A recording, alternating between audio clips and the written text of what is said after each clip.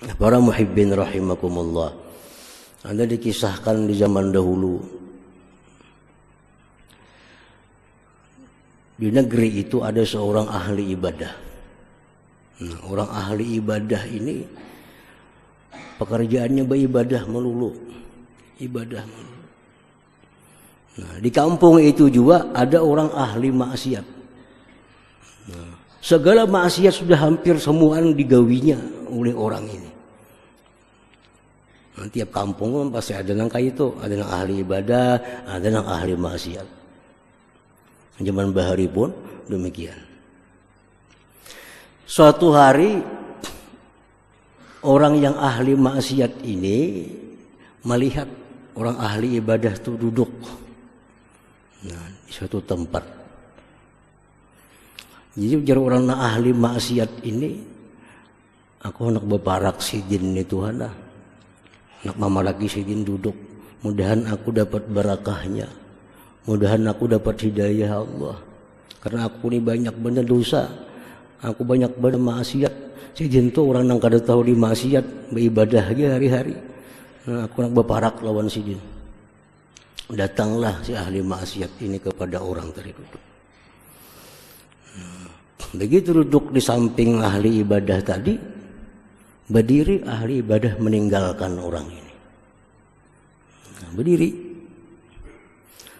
Dalam hatinya apa? Dalam hati orang ahli ibadah ini, apa orang ini parak lawan aku sini, gawin maksiat melulu, memparakkan aku, nah apa ini maksudnya? Nah, ini merasa bahwa dirinya itu mulia, kada pantas duduk diparaki oleh orang yang ahli maksiat ini. Ini merasa dirinya mulia, kada pantas duduk di sampingnya orang yang ahli maksiat kepada Allah.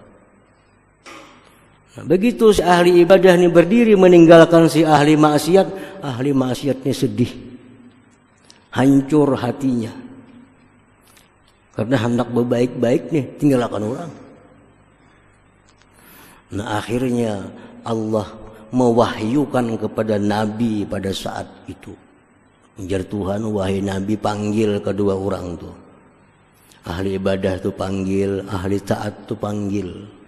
Katakan kepada mereka yang berdua itu bahwa sejak mulai hari ini kedua-duanya kembali kepada titik nol masing-masing. Kembali kepada nol semuaan. Yang ahli ibadah nol. Artinya apa? Seluruh ibadahnya habis, dihancurkan, dihanguskan karena sifat kesombongannya tadi. Orang ahli maksiat ini pang semua dosanya dihapus ya oleh Allah karena perasaannya hina, perasaannya itu kada berharga, perasaannya itu kotor. Nah, jadi ini orang yang tawadu. Nah, orang yang ahli maksiat tapi dia merasa hina, dia merasa kotor, lebih baik kedudukannya di sisi Allah daripada orang ahli taat namun dia merasa paling bersih, paling suci itu. Nah, para muhibbin rahimakumullah, jadi kalau kita beriman sudah kepada nama Allah Al-Ali yang maha tinggi, hendaknya kita capai kedudukan yang tinggi di sisi Allah Subhanahu wa ta'ala. Cara mencapainya itu adalah dengan tawadu bagi Allah dan tawadu bagi makhluk Allah. Jadi secara ringkas tawadu lawan makhluk itu artinya jangan merasa diri ini lebih mulia dari orang lain.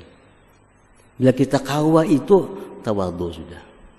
Jangan merasa bahwa kita ini lebih suci daripada orang lain. Nah, itu sudah tawadu orangnya. Sudah tawadu. Siapapun yang kita lihat, hatta orang kafir. Ini orang kafir. Jangan merasa diri kita lebih mulia daripada orang kafir itu. Kenapa sebabnya? Karena yang dipandang mulia kada mulia di akhir hayat yang dipandang. Siapa tahu akhir hayat si kafirnya masuk Islam, kita keluar pada Islam. Nah, jadi walaupun orang kafir sekalipun, jangan diri kita merasa lebih mulia daripadanya.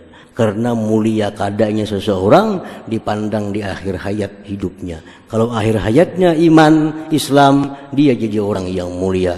Akhir hayatnya kafir, dia orang yang hina.